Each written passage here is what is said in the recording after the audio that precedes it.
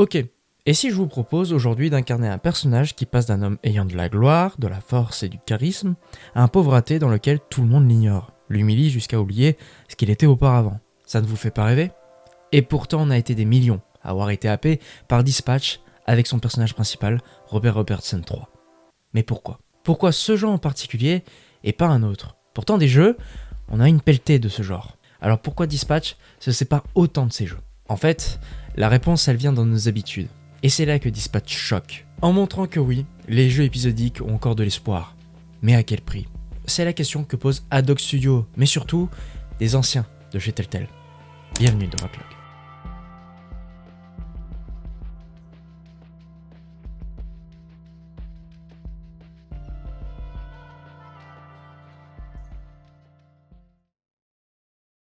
Dispatch, c'est un jeu interactif tactique qui permet, comme son nom l'indique, de diriger des personnages, des héros dans des tâches importantes comme ingrates.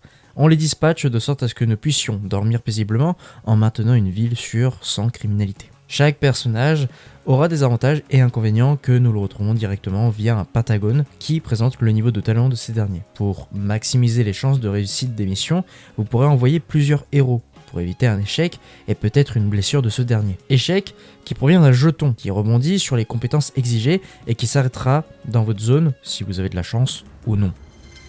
Oh, this is very not good. La boucle de gameplay elle est simple, voire même addictive, avec des phases aussi de geek qu'on peut retrouver par exemple pour pirater un jeu. Et si vous demandez à un fan de jeux de gestion, il vous dira que ce jeu est juste chiant. Mais c'est là que les anciens de chez Telltale entrent en jeu, en rajoutant ce qu'ils ont fait leur gloire, l'histoire interactive. Alors, avant que l'on voit son côté jeu interactif, il est avant tout un jeu de gestion, avec des phases de travail, mais aussi avec des phases de piratage qui se résument à envoyer un cube d'un point A vers un point B. Il y a des bonnes idées, mais disons simplement que les jeux se focalisent pas trop là-dessus. Il fait le taf, contrairement à ces phases de QTE qui rappellent que pendant ta belle cinématique, que tu es bien dans un jeu vidéo. Depuis que je me suis farci à un bon nombre de jeux interactifs, je peux vous le dire, j'aime juste suivre une histoire. Même si certains me font venir pour leur gameplay jouissif, force est de constater que suivre une histoire bien écrite, ça apporte une touche satisfaisante, qui nous pousse à nous rappeler que les jeux peuvent apporter une plus-value comme l'art. Et ça passe déjà par la direction artistique. Et qu'on soit bien clair, le jeu est quali là-dessus. Même si vous n'êtes pas fan du style comics, Haddock Studio a pris le risque de repartir sur ce qui a provoqué un essoufflement au sein du cercle vidéoludique avec les jeux Telltale. Mais ce risque a bien été réalisé et il a reçu les applaudissements de notre part. Tout est animé et ça fourmille de détails que seuls des fans effrontés analysent pour voir l'amour apporté par ce dernier. D'un simple jeu de regard, une réflexion non partagée, tout présente ce qu'il manquait de plus dans ce genre de jeu. De la vie. Et ça, Dispatch le fait dans le but de rendre les choix de décisions durs dans une histoire bien écrite. Histoire qui nous plonge dans la vie de Robert Robertson III, un super-héros qui se vêtit d'une armure géante pour affronter la criminalité qui pullule au sein d'Hollywood. Un héros qui peut se rapprocher d'Iron Man dans l'idée. Une personne riche dépensant énormément pour son armure, ayant fait l'acquisition d'une relique importante pour devenir un surhomme avec une armure capable de supporter cette puissance. Mais avant de découvrir toute sa puissance, le jeu nous le présente autrement. Au lieu de nous montrer son passé, c'est à nous de vouloir le compter, à notre manière avec un ennemi qui deviendra plus tard un élément essentiel dans la réflexion du joueur. C'est simple. En jouant à Dispatch, j'avais juste envie de me remater The Boys ou bien de me lancer dans Invincible. C'est ce plaisir que je redécouvre depuis ma saturation avec les Marvel. L'histoire parle à nous, les anciens qui ont été délaissés pour plaire au grand public. Ceux qui voulaient voir des réflexions plus poussées, mais qui n'ont pas été écoutés. Mais que serait une histoire riche en rebondissements sans des personnages authentiques? Les personnages de ce jeu sont juste des pépites de description. Chaque personnage transpire la vie avec une histoire et des réflexions qui leur sont dues. Leurs designs aussi sont bien faits. La direction artistique aidant beaucoup dans l'idée. Le style comics facilitant pour continuer à raconter une suite avec de vrais comics, comme on l'a bien vu avec l'édition de luxe, mettant en avant les personnages de la Team Z. Personnages qui s'élèvent au nombre de 14, sans compter Robert. Et oui, il est possible de romancer avec 2 personnages. Vous ne devinerez jamais lesquels. Car oui, les relations sont les fers-lances de ce jeu, en plus des gestions que vous devez réaliser. Faites un choix pour vos biens personnels et vous verrez les répercussions par le mécontentement d'un personnage. Don't you worry about it, Robert Robertson. Pour les biens de cette vidéo, j'ai refait une deuxième fois le jeu en prenant une voie différente de ce que j'ai pris. Dans ma première run, j'avais viré Sonar car je l'ai trouvé trop tête en l'air dans certains cas. Et oui, je n'aimais pas trop sa tête. Le viré a fait descendre l'appréciation avec Malévola, qui n'avait même pas levé le doigt quand j'avais besoin d'aide pour sauver les gens face à un groupe de fanatiques. Ce choix en début de partie marque un point qui manquait cruellement dans tous les jeux Telltale. Nos choix ont un impact sur notre jeu. Robert n'est pas le héros que l'on conçoit. Il est ce qu'on appelle tout bonnement un conseiller pour héros qui envoie un tel vers des missions qu'il pense être aptes à l'emploi. Dès le début du jeu, on sait à quoi s'attendre et le rôle que nous encaisserons avec lui. Celui d'un héros retraité, mais qui connaît le monde infect des super-héros. Il sait que les héros, aussi soit leur volonté, n'arriveront pas à sauver tout le monde. Et c'est là que notre rôle entre en jeu en dispatchant correctement les héros dans les tâches qui leur correspondent. Mais il a aussi ce rôle de manager, celui de donner de la force à ses troupes tout en aidant ceux dans le besoin. Ce rôle, vous le voyez tout au long du jeu, mais il se démarque dans le choix du recrutement. Pour rappel, on avait le choix entre Aquaboy, un jeune super-héros manquant cruellement d'expérience, ou bien Phénoméman, un extraterrestre qui peut avoir cette allure de Superman et qui, dans le cas du recrutement, se retrouve dépressif suite à sa rupture avec Aurore. Notre rôle de manager réside dans la compréhension des personnages. C'est connaître les faiblesses de l'un, comprendre que les héros restent des êtres vivants comme nous, et aussi que c'est à nous de les élever, de les aider à remonter cette pente, quitte à que ce soit difficile. Thanks.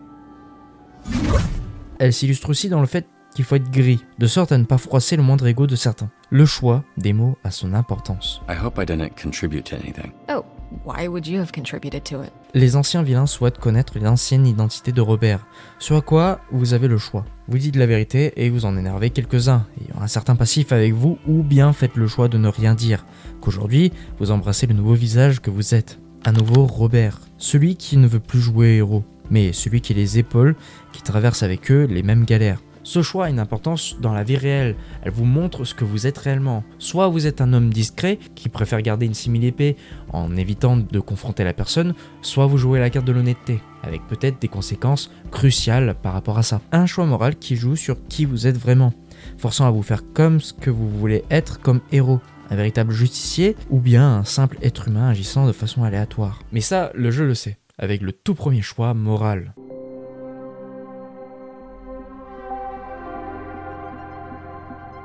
Depuis l'arrivée des super-héros sur grand écran, dans les années 2000, on voit une flopée de héros revêtant leurs costumes pour aider la population face aux méchants. Des codes sont alors placés, et celle qui nous intéresse, c'est celle de ne pas tuer les super-vilains. Mais depuis l'arrivée de séries telles que The Boys, Invincible, la tendance change.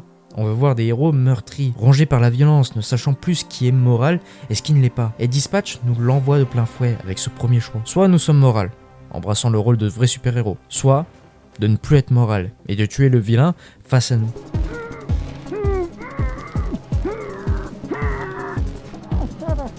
Sir, if you want something to scream about, I'll give you something to scream about.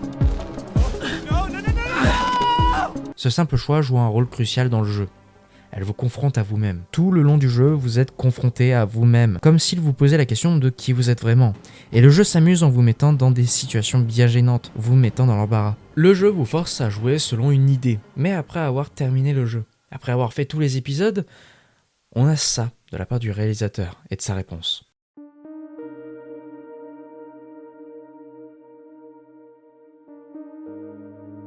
C'est pas une faute de frappe de sa part.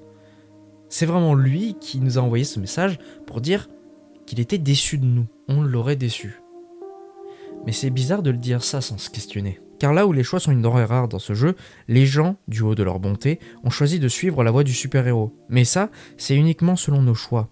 Qu'en est-il de celui qu'on joue ? Qu'en est-il de Robert ? Nick Herman, en mettant ce commentaire, veut souligner votre clémence tout en ajoutant ces détails. Vous êtes le héros, pas son idéal. Vous vous immergez en le vivant avec lui sa chute en enfer.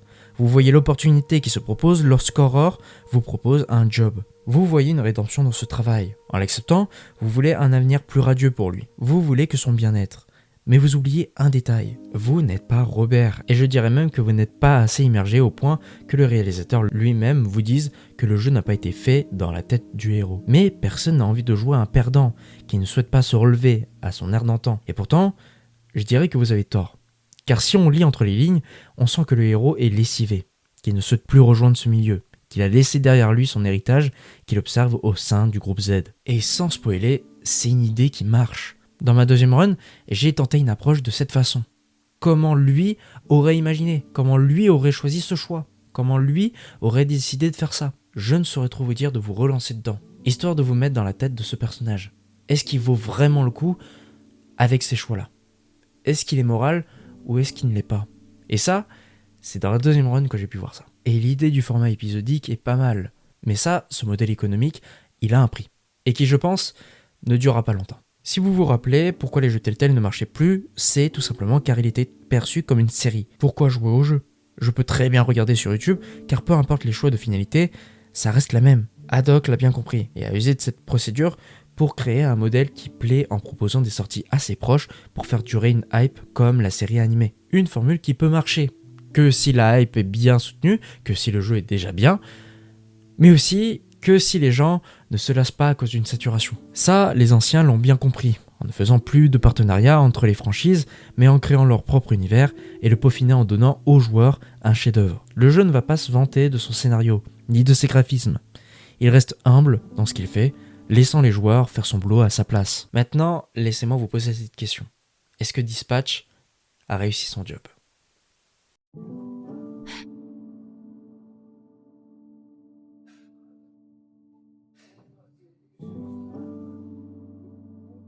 Reste à voir comment Haddock va bondir après avoir sorti une pépite dont tout le monde était ravi. Comment le studio va réussir à satisfaire tout le monde. Soit ils ne prennent pas de risque en restant dans le même univers, soit ils changent totalement en prenant le risque de ne pas plaire à tout le monde, mais en s'adressant aux fans d'un autre style. Dites-moi en tout cas ce que vous aimeriez voir dans le prochain jeu narratif de chez Haddock. Ça peut être intéressant de voir quels sont vos intérêts via ce studio, car ils partent de très loin. Après avoir chuté en proposant des jeux corrects, mais qui manquaient de polish, le revoilà sur l'estrade, fier de ce qu'il est devenu avec un magnifique travail. Et on ne peut le ressentir que oui, malgré les dégâts, les insultes et les moqueries, un héros peut toujours se lever. Merci à tous d'avoir regardé cette vidéo. Alors, oui, je sais, le format backlog a un peu tourné au vinaigre. C'est le format que je veux adopter pour ce format backlog. Je vous l'ai dit pour la nouvelle saison que je voulais modifier ce format de backlog. Donc voilà, chose due, chose fait. Je repars sur mes grands principes avec un texte. Et puis même, mine de rien, ça fait du bien de repartir sur juste des textes à dire, etc. Donc voilà. Donc dites-moi ce que vous avez aimé, en tout cas dans ce format.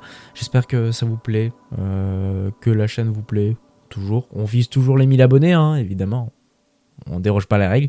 En tout cas, n'hésitez pas à me dire tout ça dans les commentaires. Et puis, n'hésitez pas à me dire quelle licence vous voulez que je travaille. Peut-être ça peut être intéressant. Et puis, à voir si je l'ai pas déjà fait en backlog. Donc voilà. Merci à tous. C'était Nelly, en solo. Ciao.